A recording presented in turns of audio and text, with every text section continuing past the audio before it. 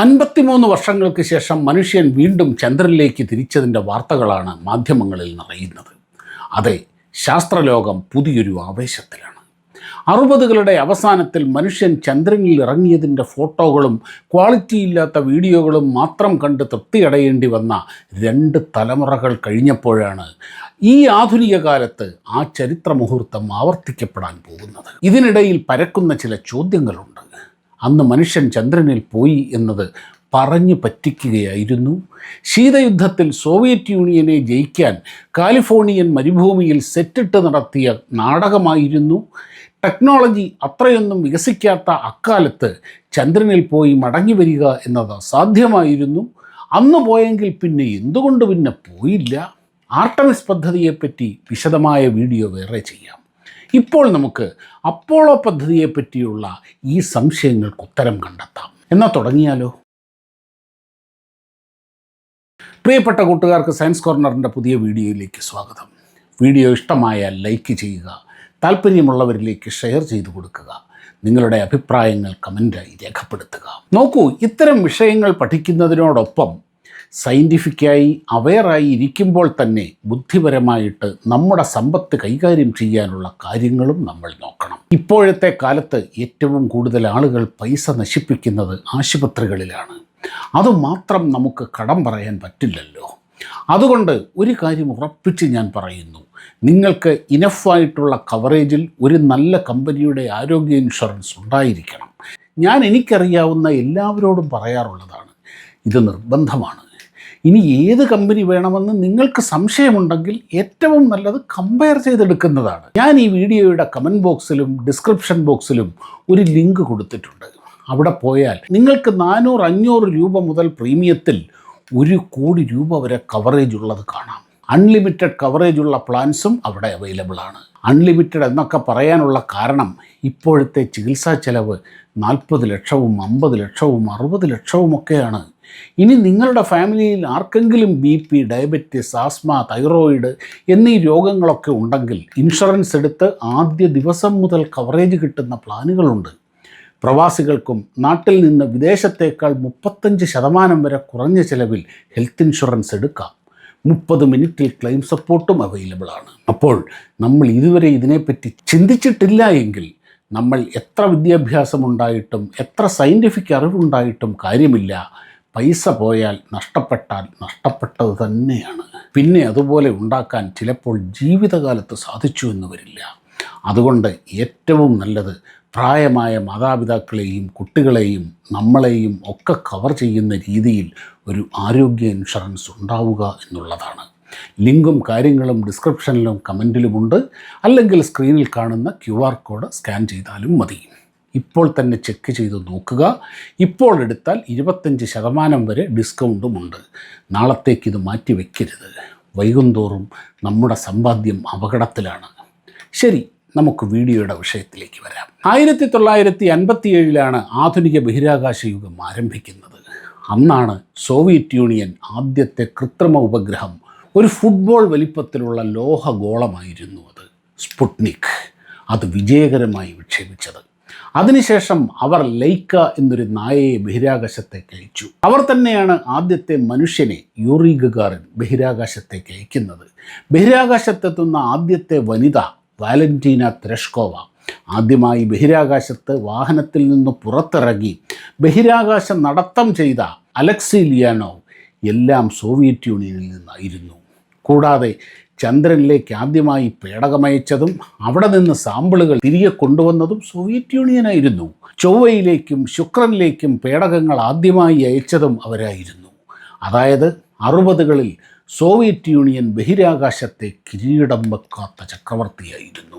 ലോകം 2 ചേരികളായി തിരിഞ്ഞ് അമേരിക്കയുടെയും സോവിയറ്റ് യൂണിയൻ്റെയും നേതൃത്വത്തിൽ അതിശക്തമായ ശീതയുദ്ധം നടക്കുന്ന കാലത്താണ് സോവിയറ്റ് യൂണിയൻ ബഹിരാകാശത്ത് ഈ മഹാവിജയങ്ങൾ നേടിക്കൊണ്ടിരുന്നത്. അത് അമേരിക്കയുടെ അഭിമാനത്തിന് ഏൽപ്പിച്ച മുറിവ് ചെറുതല്ലായിരുന്നു. എങ്ങനെയും ഈ സാങ്കേതിക യുദ്ധത്തിൽ സോവിയറ്റ് യൂണിയനെ തോൽപ്പിക്കണമെന്ന ലക്ഷ്യത്തോടെയാണ് 1962 പ്രസിഡന്റ് കെന്നഡി മനുഷ്യനെ ചന്ദ്രനിൽ അയച്ച് സുരക്ഷിതമായി തിരികെ കൊണ്ടുവരുന്ന അപ്പോളോ പദ്ധതി പ്രഖ്യാപിച്ചതും അമേരിക്കയുടെ വിഭവശേഷിയുടെ വലിയൊരു പങ്ക് പദ്ധതിയിലേക്ക് വഴിതിരിച്ചു വിടുന്നതും. ആ പതിറ്റാണ്ട് അവസാനിക്കുന്നതിന് മുമ്പ് പദ്ധതി യാഥാർത്ഥ്യമാക്കാനുള്ള ലക്ഷ്യത്തോടെ അവർ 0-ൽ നിന്ന് തുടങ്ങുകയായിരുന്നു. ചെറിയ ഉപഗ്രഹങ്ങളും ഇടയ്ക്ക് മനുഷ്യരെയും ഭൂമിയുടെ തൊട്ടടുത്തുള്ള ലോ എർത്ത് ഓർബിറ്റിലേക്ക് അയച്ച് 1-2 ദിവസം കഴിഞ്ഞ് തിരിച്ചു കൊണ്ടുവരുന്ന രീതിയിലുള്ള ചെറിയ പദ്ധതികളിൽ നിന്ന് 3,80,000 കിലോമീറ്റർ അകലെയുള്ള ചന്ദ്രനിലേക്ക് മനുഷ്യരെ അയച്ച് തിരികെ കൊണ്ടുവരുന്ന അവസ്ഥയിലേക്കെത്താൻ ആയിരക്കണക്കിന് കടമ്പകൾ കടക്കേണ്ടതുണ്ടായിരുന്നു. 40 ടൺ ഭാരമുള്ള പേടകം, അത് ട്രാൻസ്ലൂണാർ ഓർബിറ്റിലേക്ക് തൊടുക്കാൻ ശേഷിയുള്ള പടുകൂറ്റൻ റോക്കറ്റ്, 10 ദിവസം യാത്രികർക്ക് തുടർച്ചയായി ബഹിരാകാശത്ത് കഴിയാനാവശ്യമായ സംവിധാനങ്ങൾ, കമ്മ്യൂണിക്കേഷൻ ഉപകരണങ്ങൾ, ചന്ദ്രൻ്റെ സർഫസിലിറങ്ങി തിരികെ വരാനുള്ള സംവിധാനങ്ങൾ, അങ്ങനെ ഈ ലിസ്റ്റ് അനന്തമായി നീളുകയാണ്. അന്നത്തെ കാലത്തെ പരിമിതികളിൽ നിന്ന് ഇതെല്ലാം അസാധ്യമാണ് എന്നാണ് പ്രധാന വാദം. ആ സാങ്കേതിക വിദ്യകൾ എന്തൊക്കെയായിരുന്നു, അതിൻ്റെ ചരിത്രം ഒക്കെ നമുക്ക് വേറൊരു വീഡിയോയിൽ ചെയ്യാം, വിശദമായി തന്നെ പറയാം. ഇവിടെ നമുക്ക് അതൊരു നാടകമായിരുന്നോ എന്ന ചോദ്യങ്ങൾ നോക്കാം. ആദ്യത്തെ ചോദ്യം, സാങ്കേതിക വിദ്യകൾ പരിമിതമായിരുന്ന ആ കാലത്ത് ഇത് സാധിക്കില്ല. ശരിയാണ്, ഇന്നത്തെ അപേക്ഷിച്ച് അന്നത്തെ സാങ്കേതിക വിദ്യകൾക്ക് പരിമിതിയുണ്ട്. അതെപ്പോഴും അങ്ങനെയാണ്. അന്ന് ഈ മിഷനിലെ ഏതാണ്ട് എല്ലാ കാര്യങ്ങളും മനുഷ്യൻ നേരിട്ട് തന്നെ നിയന്ത്രിക്കണമായിരുന്നു. ഓട്ടോമാറ്റിക് സപ്പോർട്ടൊക്കെ കുറവാണ്. എല്ലാ കാര്യത്തിലും കമ്പ്യൂട്ടറുകളുടെ സഹായം തേടാൻ കഴിയില്ല. കാരണം കമ്പ്യൂട്ടറുകളുടെ ശേഷിയും മെമ്മറിയും ഒക്കെ കുറവാണ്. കൺട്രോൾ, തീരുമാനമെടുക്കൽ എല്ലാം മനുഷ്യർ തന്നെ ചെയ്യണം. നോക്കൂ, അക്കാലത്തും കാറുകളുണ്ടായിരുന്നല്ലോ. പക്ഷേ കാറുകൾക്ക് AC ഇല്ലായിരുന്നു, പവർ സ്റ്റിയറിംഗ് ഇല്ലായിരുന്നു, പവർ ബ്രേക്ക് ഇല്ലായിരുന്നു, സെൻസറുകളുടെ സഹായമില്ലായിരുന്നു. അങ്ങനെയുള്ളപ്പോൾ ഡ്രൈവറുടെ ഇൻവോൾവ്മെൻറ്റും കഴിവും തന്നെയാണ് പ്രധാനം. പഴയകാല കമ്പ്യൂട്ടറും ഇലക്ട്രോണിക് ഉപകരണങ്ങളും ഉപയോഗിച്ചുള്ള കമ്മ്യൂണിക്കേഷൻ ഉപകരണങ്ങൾ വലുതും ഭാരമുള്ളതുമായിരുന്നു. അതുകൊണ്ടാണ് ആ പേടകത്തിന് 40 ടണ്ണും ഭാരമുണ്ടായത്. അക്കാലത്തെ ടെക്നോളജി ഉപയോഗിച്ചല്ലേ മനുഷ്യർ ബഹിരാകാശത്തെത്തിയത്, ചൊവ്വയിലും ശുക്രനിലും പേടകങ്ങൾ ഇറക്കിയത്. ആ അധ്വാനത്തിൻ്റെയൊക്കെ പല മടങ്ങ് ഈ പദ്ധതിക്ക് വേണ്ടി വന്നു. ഇത്രയുള്ളൂ. നോക്കൂ, താജ്മഹലും ബൃഹദേശ്വര ക്ഷേത്രവും ഒക്കെ പണിഞ്ഞത് വൈദ്യുതി പോലും ഇല്ലാത്ത കാലത്താണ്. മനുഷ്യാധ്വാനം പ്രധാന പങ്ക് വഹിക്കുന്നിടത്ത് ടെക്നോളജിക്ക് 2ാം സ്ഥാനമേ ഉള്ളൂ. മനുഷ്യനും അവൻ്റെ പ്രതിഭയും അധ്വാനവും തന്നെയാണ് അവിടെ പ്രധാനം. അടുത്ത ചോദ്യം, അന്ന് പോയെങ്കിൽ പിന്നെ എന്തുകൊണ്ട് പോയില്ല? അന്ന് പോയിരുന്നുവെങ്കിൽ ഇപ്പോൾ ചന്ദ്രനിലേക്ക് ഷട്ടിൽ സർവീസ് വരെ നടത്താമായിരുന്നല്ലോ. അതുകൊണ്ട് ഇത് കള്ളമാണ്. പറഞ്ഞല്ലോ, ഈ പദ്ധതി ബഹിരാകാശ യുദ്ധത്തിൽ സോവിയറ്റ് യൂണിയനെ തോൽപ്പിക്കാൻ വേണ്ടി മാത്രം അമേരിക്ക നടപ്പാക്കിയതാണ്. ഈ പ്രോഗ്രാമിന് വേണ്ടി അവർ ചെലവഴിച്ചത് $2,500 കോടി. അതൊന്ന് രൂപയിലേക്ക് കൺവെർട്ട് ചെയ്താൽ എത്രയുണ്ടാവുമെന്ന് ആലോചിച്ച് നോക്കൂ. അക്കാലത്ത് ഒറ്റ പദ്ധതിക്ക് വേണ്ടി ഇത്ര വലിയ ഹ്യൂജ് എമൗണ്ട് പമ്പ് ചെയ്തപ്പോൾ അമേരിക്കയുടെ സാമ്പത്തിക നട്ടെല്ല് തന്നെ തകർന്നു. കാര്യം ഇതൊന്നും ജനങ്ങളെ നേരിട്ട് ബാധിക്കുന്ന കാര്യങ്ങളല്ല, ജനങ്ങൾക്ക് നേരിട്ടൊരു ഗുണമുണ്ടാകുന്ന കാര്യങ്ങളല്ല. വെറും മത്സരം, വാശി, അതുമാത്രം. അതുമല്ല, അപ്പോഴേക്ക് അമേരിക്ക വിയറ്റ്നാം യുദ്ധത്തിൽ പെട്ടു. സോവിയറ്റ് യൂണിയനെ ബഹിരാകാശ യുദ്ധത്തിൽ തോൽപ്പിക്കുക എന്ന ഒരേയൊരു ഒബ്ജക്റ്റീവ് സാധിച്ചു. ഇനി ആ പദ്ധതിയിലേക്ക് പണമിറക്കിയാൽ അമേരിക്ക സാമ്പത്തികമായി തകർന്നു പോകുന്ന അവസ്ഥയിൽ നാസ മുന്നോട്ട് വെച്ച പദ്ധതികൾ സർക്കാർ നിരസിച്ചു. അങ്ങനെ പദ്ധതി നിർത്തിവെച്ചു. പിന്നീട് നാസയുടെ അടുത്ത ലക്ഷ്യം സ്പേസ് ഷട്ടിലിലേക്ക് മാത്രമായി. അതായത് എന്ത് ലക്ഷ്യം വെച്ചാണോ പ്രോഗ്രാം തുടങ്ങിയത് ആ ലക്ഷ്യം പൂർത്തിയായപ്പോൾ, അതായത് സ്പേസ് റേസിൽ സോവിയറ്റ് യൂണിയൻ്റെ മുന്നിലെത്തിയപ്പോൾ നിർത്തി. ഇപ്പോൾ 100 മീറ്റർ ഓട്ടത്തിൽ ലക്ഷ്യം മറികടന്നാൽ പിന്നെ ആ അത്ലറ്റ് പിന്നെ ഓടേണ്ട കാര്യമില്ലല്ലോ, ഓട്ടം നിർത്തില്ലേ. ക്രിക്കറ്റിൽ 2ാമത് ബാറ്റ് ചെയ്യുന്ന ടീം ലക്ഷ്യം മറികടന്നാൽ ആ നിമിഷം കളി അവസാനിപ്പിക്കില്ലേ. അല്ലാതെ എത്ര റൺ എടുക്കാൻ പറ്റുമെന്ന് നമുക്കൊന്ന് നോക്കാം എന്ന് പറഞ്ഞ് മാക്സിമം കളിക്കാറൊന്നുമില്ലല്ലോ. വേറൊന്ന് ശ്രദ്ധിക്കണം, അപ്പോളോ 11 നീൽ ആംസ്ട്രോങ്ങും ബസ് ആൾഡ്രിനും മാത്രമല്ല ചന്ദ്രനിലിറങ്ങിയത്. അപ്പോളോ 17 വരെ 6 ദൗത്യങ്ങളിലായി 12 പേരെ 1973 വരെ ചന്ദ്രനിൽ ഇറക്കി തിരിച്ചു കൊണ്ടുവന്നിട്ടുണ്ട്. അന്ന് പോയിരുന്നുവെങ്കിൽ ഇപ്പോൾ ഷട്ടിൽ സർവീസ് നടത്താമായിരുന്നു എന്ന പരിഹാസം നിറഞ്ഞൊരു ചോദ്യമുണ്ട്. സുഹൃത്തുക്കളെ, മനുഷ്യൻ എവറസ്റ്റിൽ ആദ്യമായി കയറിയത് 1950-ലാണ്. എങ്കിൽ ഇതേ ലോജിക്ക് വെച്ച് നോക്കിയാൽ ഇപ്പോൾ എവറസ്റ്റിലേക്ക് കേബിൾ കാർ ഓടിക്കാമായിരുന്നില്ലേ? എവറസ്റ്റിൽ കയറാൻ അന്നും ഇന്നും ഒരുപോലെ പ്രയാസമാണ്. 1962 ആദ്യമായി ബഹിരാകാശത്ത് പോകുന്നത്. ഇപ്പോഴും പോവുക എന്നത് വലിയ പ്രയാസം തന്നെയാണ്.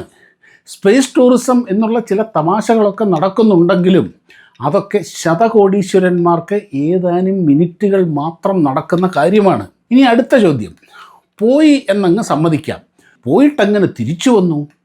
ചന്ദ്രനിൽ വലിയ വിക്ഷേപണ സംവിധാനങ്ങളൊന്നുമില്ലല്ലോ. ഭൂമിയിൽ ഒരു പേടകം വിക്ഷേപിക്കാൻ വേണ്ട പെടാപ്പാട് നമുക്കറിയാം. അപ്പോൾ ചന്ദ്രനിൽ 2 പേരെയും കൊണ്ട് എങ്ങനെ ഒരു പേടകം വിക്ഷേപിച്ചു? നല്ല ചോദ്യമാണ് കൂട്ടുകാരെ. ചന്ദ്രൻ്റെ ഗുരുത്വബലം ഭൂമിയുടെ 1/6 മാത്രമാണ്. ഭൂമിയുടെ 1/6 മാത്രം ഗുരുത്വബലത്തെ അതിജീവിച്ചൊരു പേടകം ഉയർത്താൻ ഭൂമിയിൽ ആവശ്യമുള്ളതിൻ്റെ 1/5 എനർജി മതി. ഭൂമിയുടെ എസ്കേപ്പ് വെലോസിറ്റി അഥവാ ഒരു പേടകത്തെ ഭൂമിയുടെ ആകർഷണ വലയത്തിന് പുറത്തെത്തിക്കാനുള്ള വേഗത, അത് സെക്കൻഡിൽ 11.2 കിലോമീറ്ററാണ് സെക്കൻഡിൽ. എന്നാൽ ചന്ദ്രൻ്റെ എസ്കേപ്പ് വെലോസിറ്റി എന്നത് 2.38 കിലോമീറ്റർ മാത്രമാണ് സെക്കൻഡിൽ. പിന്നെ ഭൂമിയിൽ നിന്ന് വിക്ഷേപണം നടത്തുമ്പോൾ വായുവിൻ്റെ പ്രതിരോധമുണ്ടാകും. എന്നാൽ ചന്ദ്രനിൽ അന്തരീക്ഷമോ വായുവോ ഇല്ല. മറ്റൊന്ന്, ഭൂമിയിൽ നിന്ന് വിക്ഷേപിക്കുമ്പോൾ അപ്പോളോ പേടകത്തിന് 40 ടൺ ഭാരമുണ്ട്. എന്നാൽ യാത്രികരെയും കൊണ്ട് ചന്ദ്രനിൽ നിന്നുയരുന്ന ലൂണാർ മൊഡ്യൂളിൻ്റെ ആ ക്യാപ്സൂളിന് 4600 കിലോഗ്രാം, 4.5 ടൺ മാത്രമേ ഭാരമുള്ളൂ. ഇതെല്ലാം കൺസിഡർ ചെയ്യുമ്പോൾ ആ മൊഡ്യൂളിൽ ഒരു സാധാരണ റോക്കറ്റ് എഞ്ചിനും 2600 കിലോഗ്രാം ഇന്ധനവും ഉണ്ടെങ്കിൽ സുഖസുന്ദരമായി ചന്ദ്രനിൽ നിന്ന് ഉയരും. ഇങ്ങനെ ഉയർന്ന് മുകളിൽ കറങ്ങുന്ന അപ്പോളോ കമാൻഡ് മൊഡ്യൂളുമായി ഡോക്ക് ചെയ്ത് അതിലേക്ക് മാറുന്ന അത്രയും സമയം മാത്രം മതി. ഈ സംവിധാനങ്ങളെല്ലാം ഒപ്പം കൊണ്ടുപോകാനും കഴിയും. അതെല്ലാം കൂടെ ചേർത്താണ് ഇവിടുന്ന് വിക്ഷേപിക്കുമ്പോൾ 40 ടൺ ഉണ്ടാവുക. അതായത് ചന്ദ്രനിൽ നിന്നും ഒരു പേടകം ലോഞ്ച് ചെയ്യാൻ ഭൂമിയിലെ പോലെ വമ്പൻ സെറ്റപ്പുകൾ ആവശ്യമില്ല. നമ്മുടെ അമ്പിളിയമ്മാവൻ പാവമാണെന്നേ. വേറൊന്ന്, ചന്ദ്രനിൽ കാറ്റും അന്തരീക്ഷവും ഒന്നുമില്ലല്ലോ. പിന്നെ എങ്ങനെയാണ് അമേരിക്കയുടെ കൊടി പറക്കുന്നത് പോലെ കാണുന്നത്? ശരിയാണ്, ചന്ദ്രനിൽ കാറ്റും വായുവും ഒന്നുമില്ല. ഇതറിഞ്ഞ് തന്നെയാണ് കൊടി കൊണ്ടുപോയത്. അത് എൽ ഷേപ്പിലുള്ള ഒരു ദണ്ട് തല തിരിച്ച് നാട്ടി അതിൽ തൂക്കിയിട്ടിരിക്കുകയാണ്. അപ്പോൾ കൊടി നിവർന്ന് നിൽക്കില്ലേ? ദാ ഇതുപോലെ കാണിച്ചു തരാം.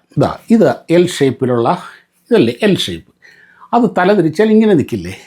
അതിലേക്ക് കൊടി ഇങ്ങനെ ഇട്ടാൽ കൊടി നിവർന്ന് നിൽക്കില്ലേ? ഇത്രയേ ഉള്ളൂ. ഈ ദണ്ട് അവിടെ നാട്ടി ആ കൊടി ഇങ്ങനെ വെച്ചു, അത്രയേ ഉള്ളൂ. അപ്പോൾ അത് നിവർന്ന് നിൽക്കും. അടുത്ത ചോദ്യം, ചന്ദ്രനിലെ ഫോട്ടോകളിൽ ആകാശത്ത് നക്ഷത്രങ്ങൾ കാണുന്നില്ലല്ലോ. പ്രിയപ്പെട്ടവരെ, പകൽ സമയം ഒരിടത്തും നക്ഷത്രങ്ങളെ കാണാൻ കഴിയില്ല. എന്നിട്ടല്ലേ ഫോട്ടോ? അപ്പോളോ യാത്രികർ ഇറങ്ങിയത് ചന്ദ്രനിലെ പകലിലാണ്. അതിനെന്താ? ആകാശം കറുത്താണല്ലോ ഇരിക്കുന്നത്, അപ്പോൾ അത് രാത്രിയിലല്ലേ എന്നായിരിക്കാം അവർ ഉദ്ദേശിച്ചത്. നോക്കൂ, ഭൂമിയിൽ ആകാശം നീല നിറത്തിൽ കാണുന്നത് അന്തരീക്ഷത്തിൻ്റെ ഒരു കളിയാണ്. അന്തരീക്ഷത്തിന് പുറത്ത് ആകാശം കറുത്തതാണ്. ബഹിരാകാശത്തും ചന്ദ്രനിലും അങ്ങനെ അന്തരീക്ഷവും വായുവും ഇല്ലാത്ത എല്ലായിടത്തും ആകാശത്തിൻ്റെ നിറം കറുപ്പാണ്. അമേരിക്കയേക്കാൾ വലിയ സ്പേസ് പവർ ആയിരുന്നല്ലോ സോവിയറ്റ് യൂണിയൻ. എന്തുകൊണ്ട് അവർ പോയില്ല? വേറെ ഒരു രാജ്യവും പോയില്ല. ശരിയാണ്, തുടക്കത്തിൽ സോവിയറ്റ് യൂണിയൻ ബഹുദൂരം മുന്നിലായിരുന്നു. പക്ഷേ അവരുടെ കളി മുഴുവൻ ഭാരം കുറഞ്ഞ പേടകങ്ങൾ കൊണ്ടായിരുന്നു.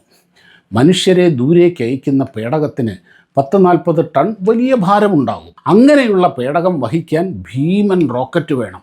പ്രൊപ്പൽഷന് കരുത്തേറിയ ക്രയോജനിക് എഞ്ചിനുകൾ വേണം. അമേരിക്കയുടെ അപ്പോളോ പദ്ധതിയുടെ നട്ടെല്ല് സാറ്റേൺ 5 എന്ന പടുകൂറ്റൻ റോക്കറ്റാണ്. 6 ക്രയോജനിക് എഞ്ചിനുകളാണ് അതിലുണ്ടായിരുന്നത്.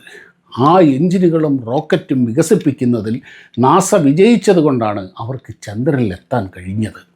സോവിയറ്റ് യൂണിയന് അന്ന് ക്രയോ എഞ്ചിൻ ഉണ്ടാക്കാൻ കഴിഞ്ഞില്ല. അവരുടെ പക്കലുള്ള സെമി ക്രയോ എഞ്ചിനുകൾ ഉപയോഗിച്ച് ചന്ദ്രനിലേക്ക് മനുഷ്യരെ കയറ്റിയ പേടകം എത്തിക്കാൻ പാകത്തിലുള്ള N1 എന്ന ഒരു വലിയ റോക്കറ്റ് അവരുണ്ടാക്കി. അതിൽ 20ഓളം എഞ്ചിനുകൾ ഉണ്ടായിരുന്നു. പക്ഷേ ആ റോക്കറ്റിൻ്റെ 2 പരീക്ഷണ വിക്ഷേപണങ്ങളും പരാജയപ്പെട്ടു. അപ്പോഴേക്കും അമേരിക്ക ചന്ദ്രനിൽ ആളെ ഇറക്കുകയും ചെയ്തു.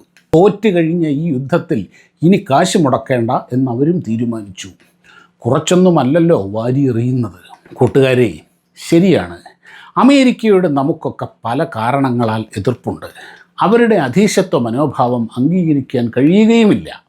പക്ഷേ സയൻസ്, ടെക്നോളജി തുടങ്ങിയ കാര്യങ്ങളിൽ ലോകത്തെ കബളിപ്പിക്കാൻ ആർക്കും കഴിയില്ല എന്ന് മനസ്സിലാക്കുക. നോക്കൂ, ആദ്യമായി ചന്ദ്രനിൽ ഇറങ്ങിയ ബസ് ആൾഡ്രിൻ ഇപ്പോഴും ജീവിച്ചിരിപ്പുണ്ട്. കൂടാതെ അപ്പോളോ 17 വരെ പല ദൗത്യങ്ങളിലായി ഇറങ്ങിയവരിൽ 4 പേർ ഇപ്പോഴും ജീവിച്ചിരിപ്പുണ്ട്. 386 കിലോഗ്രാം മണ്ണും പാറയുമൊക്കെ അവിടെ നിന്ന് കൊണ്ടുവന്നിട്ടുണ്ട്. ആ സാമ്പിളുകൾ ലോകത്തെ പ്രമുഖ രാജ്യങ്ങൾക്കെല്ലാം ഗവേഷണത്തിന് കൊടുത്തിട്ടുണ്ട്. ആ സാമ്പിളുകളിൽ നിന്നുള്ള ഗവേഷണത്തിൽ നിന്നാണ് ചന്ദ്രനിലെ വിലപ്പെട്ട ധാതുക്കളുടെ വിവരങ്ങൾ ലഭിച്ചത്. അമേരിക്കയുടെ കടുത്ത ശത്രുരാജ്യമായ സോവിയറ്റ് യൂണിയന് പോലും അപ്പോളോ പദ്ധതിയുടെ ആധികാരികതയിൽ ഒരു സംശയവും ഉണ്ടായിരുന്നില്ല. അതായത് അപ്പോളോ പദ്ധതിയും മൂൺ ലാൻഡിങ്ങും എല്ലാം നടത്തിയത് അമേരിക്കയാണെങ്കിലും അത് മാനവരാശി നടത്തിയ വലിയൊരു കുതിച്ചുചാട്ടം തന്നെയാണ് എന്നതിൽ സംശയമൊന്നും വേണ്ട. ഇലക്ട്രോണിക്സ്, കമ്മ്യൂണിക്കേഷൻ തുടങ്ങി സകല സാങ്കേതിക മേഖലകളിലും ഉണ്ടായ വളർച്ചയിൽ അപ്പോളോ പദ്ധതിക്ക് വലിയ പങ്കുണ്ട്. നാം എല്ലാം അതിൻ്റെ ഗുണഭോക്താക്കളുമാണ്. ഇന്ന് നമ്മളെല്ലാം അമേരിക്കയെ തെറിവിളിക്കുന്നത് അവിടെ നിന്ന് ലഭിച്ച ടെക്നോളജിയുടെ പിൻബലത്തിലാണ് എന്നതല്ലേ വാസ്തവം? അപ്പോൾ ഈ വിഷയത്തെക്കുറിച്ച് കൂടുതൽ കാര്യങ്ങൾ നിങ്ങൾ മനസ്സിലാക്കി എന്ന് വിചാരിക്കുന്നു. ഇതുപോലത്തെ വിഷയങ്ങൾ മനസ്സിലാക്കുന്നതിനോടൊപ്പം തന്നെ നമ്മൾ നമ്മുടെ സമ്പാദ്യവും സ്വത്തുക്കളുമൊക്കെ സംരക്ഷിക്കാനുള്ള കാര്യങ്ങൾ കൂടി ചെയ്താൽ മാത്രമേ നമുക്ക് ജീവിതത്തിൽ ഉയർച്ചയുണ്ടാകൂ. അതുകൊണ്ട് ആശുപത്രി ചിലവുകൾ നിങ്ങളുടെ സമ്പാദ്യം നശിപ്പിക്കാതിരിക്കാൻ എല്ലാ കുടുംബങ്ങൾക്കും അത്യാവശ്യം കവറേജുള്ള ഒരാരോഗ്യ ഇൻഷുറൻസ് നിർബന്ധമായും വേണം. ഇപ്പോൾ അസുഖങ്ങളൊന്നുമില്ലെങ്കിലും ഭാവിയിൽ എന്തെങ്കിലും വന്നാൽ ആ സമയം പെട്ടെന്ന് പോയി ഇത് എടുത്തു വെച്ചാൽ കവറേജ് കിട്ടണമെന്നില്ല. കാരണം പല അസുഖങ്ങൾക്കും വെയിറ്റിംഗ് പീരീഡൊക്കെ ഉണ്ട്. അതുകൊണ്ട് ഇപ്പോൾ തന്നെ ഡിസ്ക്രിപ്ഷനിലും കമൻറ്റിലും കൊടുത്തിരിക്കുന്ന ലിങ്കിൽ പോയി 25% വരെ ഡിസ്കൗണ്ടോടെ ഒരു ആരോഗ്യ ഇൻഷുറൻസ് എടുത്തു വയ്ക്കുക. അല്ലെങ്കിൽ സ്ക്രീനിൽ കാണുന്ന QR കോഡ് സ്കാൻ ചെയ്താലും മതി. വീഡിയോ കണ്ട എല്ലാ കൂട്ടുകാർക്കും ഒരുപാട് നന്ദി. വീഡിയോ ഇഷ്ടമായാൽ ലൈക്കും കമൻറ്റും ഷെയറും ഒക്കെ ചെയ്യണമെന്ന് ഒരിക്കൽ കൂടി അപേക്ഷിക്കുന്നു. മറ്റൊരു സയൻസ് വീഡിയോയുമായി ഉടനെ കാണാം. നന്ദി, നമസ്കാരം.